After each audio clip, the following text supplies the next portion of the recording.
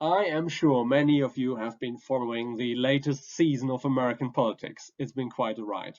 Um, but maybe we can apply the median voter theorem to the newly elected US Senate. So maybe we can represent these senators on an ideological dimension from sort of left to right. Democrats on the left, Republicans on the right.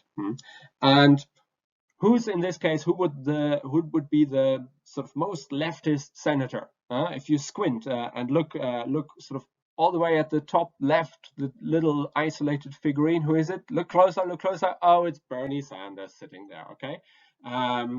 And on who's the rightmost senator? I don't know. Maybe Ted Cruz, or maybe this character.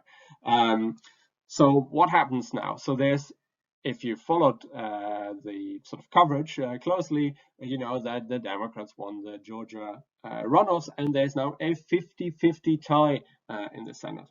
What happens if there's a tie?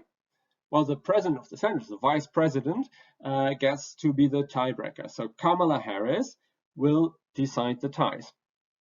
So is she the median voter? Will she get what she wants? Is her ideal point the important thing? Think about it for a second. No, that's not the case, right? Because, of course, Kamala Harris is to the left of many other Democratic senators. So while her vote will be decisive if there's a tie, the person we really have to look at, of course, is what is sometimes called the pivotal senator.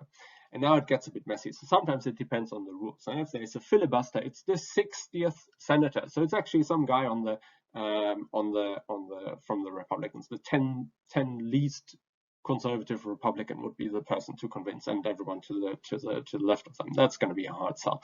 But for other other rules, nominations for confirming nominations, for example, and maybe also getting rid of filibuster, 50 votes plus the tiebreaker would be enough. So who is the median senator then? Well, the rightmost Democrat, it's a guy called Joe Manchin. He's the senator from West Virginia, and I think you will hear his name many times in the next 2 years. And I think because basically I think after Joe Biden, he's probably the most powerful man in the U.S. Because he is the median senator for many issues that have to be voted on. So anything the Democrats want to do, they will need him to agree to it.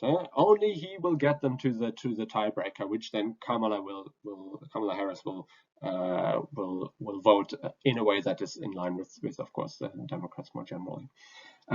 So Joe Manchin is the median voter, the median senator in this case. And that means that he will essentially be able to dictate policy. If he doesn't like some Democratic proposal, it's probably dead on arrival. So that's something to keep in mind.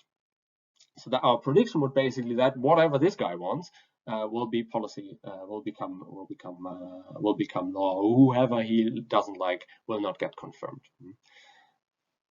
But I've said there's always a bigger game, right? So in this case, what would you do if you were the sort of Democratic leadership or Biden and Harris? Well, you would think about, whether this specific person, Joe Manchin, whether he would be willing to trade policy concessions on this ideological scale for other things. Not suggesting bribes, of course, but in American politics, of course, what is called pork barrel spending. So local spending, federal spending in West Virginia in this case. So this is really good news for contractors and all sorts of companies probably in West Virginia, where there's a bonanza of federal money coming their way. But basically, you distribute private goods in a way, or local public goods to the person you need to make policy, to support you.